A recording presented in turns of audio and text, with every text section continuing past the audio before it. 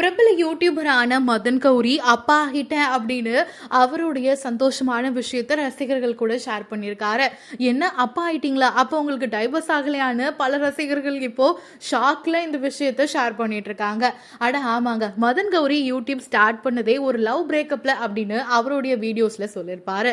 அதுக்கப்புறமா அவங்க கூடயே நான் பேட்சப் ஆகிட்டேன், நித்ய கல்யாணியை தான் கல்யாணம் பண்ணிக்க போறேன் அப்படின்னு சொல்லியிருந்தாரு. 2022 இவங்க 2 பேருடைய திருமணம் ரொம்பவுமே கிராண்டா நடந்துச்சு. அந்த வீடியோஸ் கூட சோஷியல் மீடியால ரொம்பவுமே வைரல் ஆனிச்சு.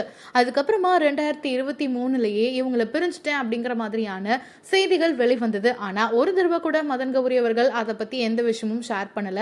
இது ரூமர் அப்படிங்கிற மாதிரியும் சில இடங்கள்ல அவர் சொல்லியிருந்தாரு. ஆனா ஒரு வீடியோவா அவருடைய லைஃப் பத்தி அவர் எப்பயுமே ஷேர் பண்ணிக்கிட்டது கிடையாது. ஏன்னா லைஃப்ல நடக்கக்கூடிய சின்ன சின்ன விஷயங்கள் கூட அவருடைய வீடியோஸ்ல ரசிகர்களுக்கு சொல்லுவாரு. ஆனா திருமணத்துக்கு அப்புறமா நித்ய கல்யாணி அவர்கள் பத்தியும் அவங்களுடைய பர்சனல் லைஃப் பத்தியும் எந்த விஷயமும் ஷேர் பண்றதே கிடையாது. ஆனா அது மட்டும் இல்லாம அவங்களுடைய கல்யாண வீடியோவையும் பிரைவேட்ல போட்டுட்டாரு. இன்ஸ்டாகிராம்லயும் ஒய்ஃப் பத்தி எந்த விஷயமும் ஷேர் பண்ணாததுனால இவங்க 2 பேரும் உண்மையாவே புரிஞ்சுட்டாங்க போல அப்படின்னு ரசிகர்கள் எல்லாரும் நம்பவே ஆரம்பிச்சிட்டாங்க.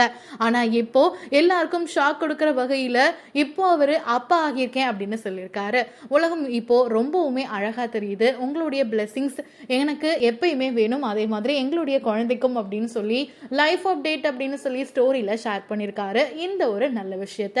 இப்போ எல்லாருமே மதன் கௌரி அவர்களுக்கு வாழ்த்துக்களையும் சொல்லிட்டு இருக்காங்க. ஆனா அது மட்டும் இல்லாம எல்லாருக்கும் ஷாக்கிங்கா இருக்கக்கூடிய விஷயம், இவர் டைவர்ஸ்லாம் வாங்கல, ஒன்னாதான்ப்பா வாழ்ந்துட்டு இருக்காங்க அப்படின்னு.